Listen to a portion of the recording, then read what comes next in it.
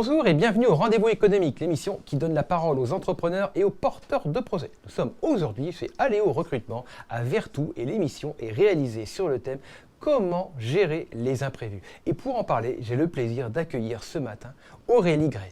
Bonjour Aurélie. Bonjour. Tu as créé Formalité d'essai, un service innovant qui propose une aide aux démarches administratives avant et pendant un décès. Ce n'est pas un sujet facile. Tu proposes aujourd'hui un véritable accompagnement pour les familles touchées par le deuil. Il y avait un manque de ce côté-là ? Oui, effectivement, contrairement aux idées reçues, il n'y a personne qui va gérer l'intégralité de nos formalités d'essai. Ni les pompes funèbres, ni le notaire. Et donc je suis partie du constat où il y avait comme un trou dans la raquette. Bien souvent, nos proches ne savent pas quoi faire, comment, à quel moment, et qu'il fallait justement résoudre ce problème. D'accord, quoi faire, comment, à quel moment, et justement, est-ce que tu peux nous citer quelques démarches administratives à réaliser ? Alors bien souvent, on pense que ça se résume à un courrier aux banques et aux assurances. Mais en fait, il va falloir prévenir, transférer, résilier. Vous avez les impôts, le notaire, les assurances, les mutuelles, les caisses d'assurance maladie, tous les organismes, vos contrats de service, abonnement presse, TV, musique.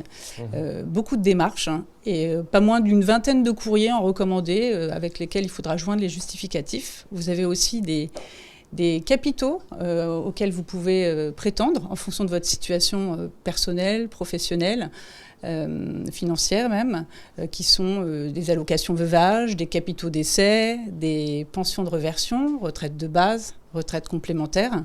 Et en France, on a des droits, mais si on ne les réclame pas, on peut toujours attendre. Quand prévenir les organismes ? Qui prévenir ? Comment ? Est-ce qu'on a le droit à une aide, à une allocation ? C'est plein de choses en fait, on est complètement débordé et c'est là où tu interviens justement. C'est vraiment ton domaine d'intervention. Anticiper un deuil, cela peut paraître un peu compliqué au premier abord, et néanmoins, toi, tu proposes une approche originale.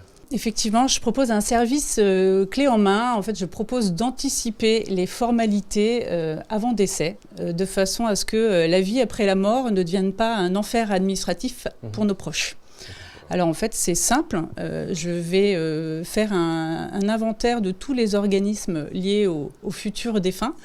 On va créer un dossier confidentiel, on va définir des référents qui auront pour mission, donc les référents étant souvent les conjoints, les enfants, personnes de confiance, qui auront pour mission de me transmettre l'acte de décès.